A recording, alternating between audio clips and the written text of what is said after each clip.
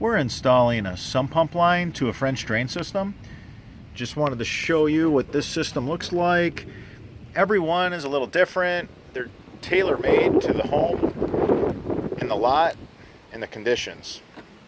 The soil here is low percolation, so we ran 4-inch Schedule 40 for the sump pump line. We created a really large reservoir. We have 2 pipes.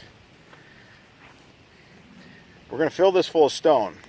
This is going to be the area collection for the water. Now, there's not very good percolation to the soil here. That's why we wanted to make this so large and so big. And we have history of the lots and the land here. We did the neighbor's house a year ago.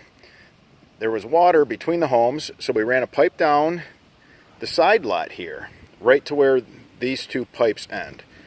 And then there's a pipe that goes to a storm drain catch basin.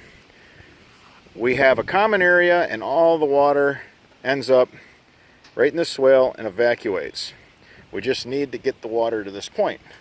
So we dug until we exposed our filter fabric on our French drain system that we put in last year, and that's where this system is going to end.